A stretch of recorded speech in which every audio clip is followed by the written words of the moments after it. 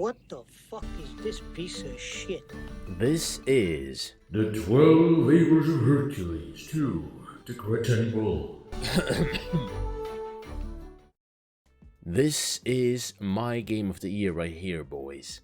Well, maybe game of the minute. Well, if we're being honest, maybe game of the second. Now, first things first. What do you think of the opening menu of the game? Doesn't it sorta just scream Facebook game? I don't think I've ever seen a more mobile-esque looking ass game in my life. Damn, I think I just realized that I probably played a mobile game as a PC port. Actually, what the hell kind of game is this? See, I don't research these games or look up any additional information other than me playing it, for the simple purpose of not convoluting my immense intelligence when it comes to having my own thoughts about the playthrough. While we're talking about the opening frame of the game, what the hell is the deal with games and loud ass music the first time you open a game? I mean, surely there must be a meaning for this type of functionality, right? They don't just zoop. Or do they really just go into a meeting room, sit down, and just decide, hey, ears, what do we know about them? They like bleeding and hearing numbing volumes. But I digress. Now, where were we? Oh yes, the gameplay. I honestly first thought that it would be a tower defense game, but no.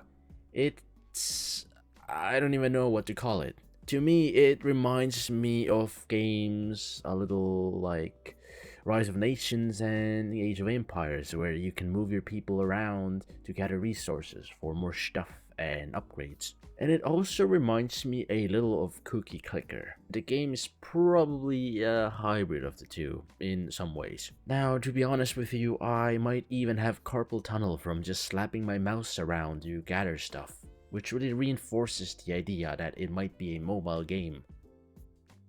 But what do we have to do to finish the game or at least play it? As most common with games, there are many levels and multiple acts. These levels got harder, but not really in a traditional sense, I would say. You just had more obstacles that took more time. At the end of the game, I really was just, let this hell end. Let me die. I don't want to click anymore. All I really want to say about these levels and how to finish them is cheese. However, that's not the case. There's also wood and gold. These three are your main resources to use and to fix up the path for Hercules and the gang to continue onward. You start off with pretty basic obstacles like collapsed roads, broken bridges, and large boulders. There are differences for these obstacles. For example, large boulders can only be removed by Hercules for a larger amount of food. Later on, you'll also get more enemies, like entitled demon rats that steal your resources. I mean, think about it. I know it's not a great house, but you'd be able to sit here knowing that every time you looked out of the window, you'd be able to see your very own Alfa Romeo. Oh!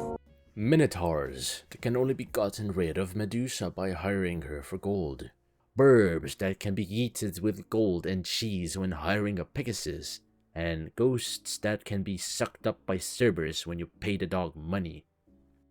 Additionally, at the very end, you get some more advanced mechanics, like a boat guy getting you stuff for money. Even the regular boulder gets a Pokemon evolution to a darker rock with a face. However, at the end of the day, these difficulty increases just stood there as you spent more time clicking for resources. He's just standing there, menacingly! To help you finish these levels and get better scores, you have temporary boosts you can use, like doping your workers for speed, fertilizing your fields with chemical X for more resources per yield, giving birth to a temporary worker, and making your workers to work your work. Additionally, some levels also have shrines you can build to honor some gods to get similar boosts, but instead of being temporary, they last for the entire level. For example, you can get more worker speed, you can shoo away those sniveling rats, you can make your stuff grow faster, or you can whip those workers to doing their work faster. Alongside these boosts and boons, you can also upgrade and build resource factories like a farm for cheese, a workshop for wood, and a gold mine for gold. Sometimes you can also upgrade the home thingy for additional members and outposts so your little guys don't have to run all the way back from the other side of the levels. Even though it is a very simple game, there is some tiny minuscule particle of strategy when it comes to getting better scores. Now, the game mainly is only really interested in you finishing the levels at a specific time to get 3 stars in it. The scores themselves don't really seem to matter. Besides, the scoreboard is just a few ancient Greek philosophers, with developer scores being the most important ones. This strategy would most always involve in what structures to build and upgrade, and what boons to use efficiently for you to finish the level. However, these extra efforts aren't really rewarded in any meaningful way. You really just get an achievement to prove that you beat the developer's scores a few times.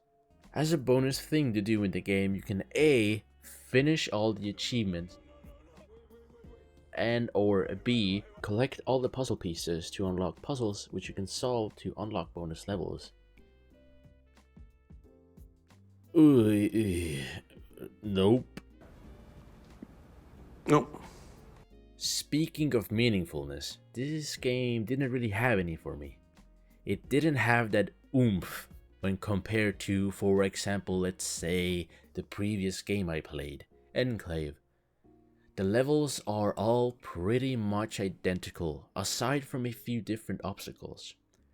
Now, yes, sometimes you had way different levels, like this, and that. However, it was once amongst a dozen regular levels, and only really served as a palate cleanser. I don't really think that this type of game can be that much more entertaining or enticing. Maybe if it was shorter, or maybe if the story was really good, like Hollywood good. For example, The Last of Us had a really enthralling story, even though the gameplay wasn't anything exceptional or unique. But in this game, you just had some lady spit some bars in a handful of story episodes of a well-known legendary myth, Hercules. It's a story that most, if not all, already know. The bull got angry, wrecked some stuff, and you as Hercules followed him and eventually stopped him by feeding him some golden apples. The end. As we conclude yet another video in this series of learning to love games again, this randomized game I picked was not it. It was not that guy. You're not that guy, pal. Trust me. You're not that guy. I felt fun for maybe a maximum of 5 minutes when playing it for the first time on any given day, after which it just became a tedious chore to finish. The progression and complete the game list and achievements were also not enticing or engaging enough for me to 100% the game. And overall, the game felt like it didn't really respect your time.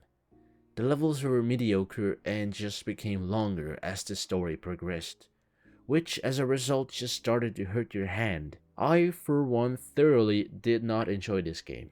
However, I would really like to know if this type of game would fancy your tickle or tickle your pickle. Would you have fun and complete it yourself? Let me know in the comments. And if you have enjoyed the episode so far, please do subscribe. Also, if you think I could definitely improve in some parts of these episodes, please let me know.